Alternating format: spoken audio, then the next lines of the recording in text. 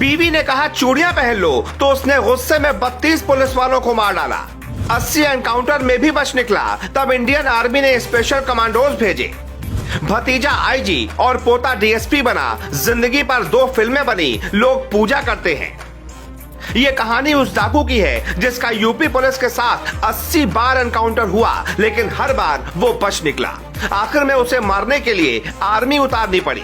Army को भी उसका एनकाउंटर करने में काफी पापड़ बेलने पड़े। हम आपको उसके एनकाउंटर की कहानी बताएं, उससे पहले सुनिए इस डाकू का जन्म कैसे हुआ।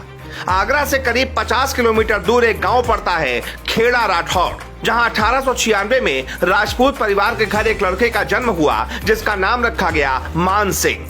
उसके अंदर नेतृत्व करने की क्षमता ऐसी थी कि गांव के झगड़े यूं ही सुलझा देता था, लेकिन इस बात से गांव के बड़े बड़े लोग नाराज थे। आखिर में साल 1928 में ब्राह्मणों और साहूकारों ने पहले उसकी जमीन पर कब्जा किया और पुलिस को पैसे देकर मान सिंह को ही जेल में बंद करवा दिया। जब वो जेल से छूटा तो पता चला कि उसके भाई को ब्राह्मणों ने बहुत मारा है। उसने बदले के लिए हथियार उठाया और वो तब तक नहीं रखा जब तक बदला पूरा नहीं हो गया। उसके बाद वो परिवार के साथ बीहड़ में निकल गया। इधर पुलिस उसके पीछे पड़ी थी, उधर बीहड़ में उसका दिल नहीं लग रहा था तो गांव पहुंच गया जहां पुलिस पहले से ही जाल बिछाए बैठी थी।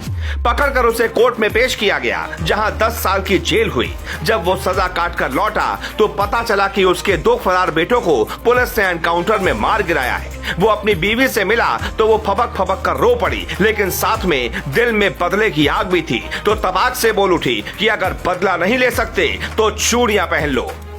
ये बात उस मान सिंह के दिल पर ऐसी लगी कि वो वापस बीहड़ में लौट गया। अब की बार उसने 20 लोगों को मिलाकर ऐसा खतरनाक गैंग बनाया कि वो पुलिस वालों पर भी सामने से वार करते थे। अंग्रेजों के राज में पुलिस का रवैया कितना खतरनाक था ये सब जानते हैं। उसके बावजूद डाकू मान सिंह ने उन 32 पुलिस वालों को ढूंढ निकाला जो उसके बेटे के एनकाउंटर में शामिल थे।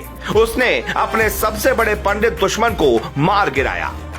अब उसका बदला पूरा हो चुका था, लेकिन तब तक उसके खिलाफ 300 से ज्यादा मुकदमे दर्ज हो चुके थे। उसकी खास बात तो ये थी कि वो महिलाओं की इज्जत करता था, अमीरों को लूटकर गरीबों में बांटता था और लोग उसे चंबल का राजा कहते थे। उधर बीहड़ में वो दिनों दिन खूंखार बनता जा रहा था और इधर देश आजादी के मुहाने पर खड़ा था।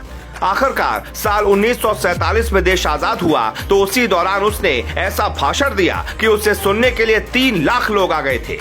मतलब मान सिंह एक डाकू ही नहीं था बल्कि एक शानदार वक्ता भी था। लेकिन तब तक कई राज्यों की पुलिस इससे तंग आ चुकी थी और आखिर में आर्मी को यह जिम्मेदारी दी गई कि इसे किसी भी तरह मार गिराया जाए।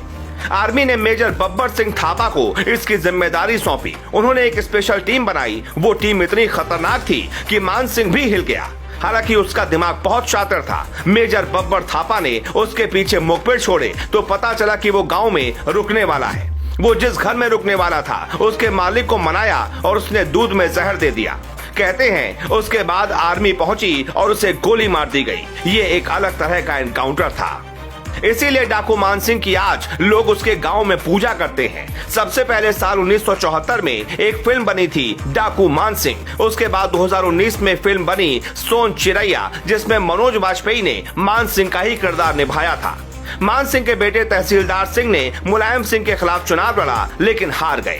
तहसीलदार सिंह के बेटे शेर सिंह मध्य प्रदेश पुलिस में डीएसपी पद पर रिटायर हुए, जबकि मान सिंह के भाई रणवीर सिंह आईजी पद से रिटायर होने के बाद लखनऊ में रहते हैं। शायद मान सिंह ऐसे पहले डाकू हैं जिसके परिवार वाले इतनी अच्छी रैंक से रिटायर हुए हों, वरना डाकुओं का परिवार तो बीहड़ में ही खो जाता है। Bureau report.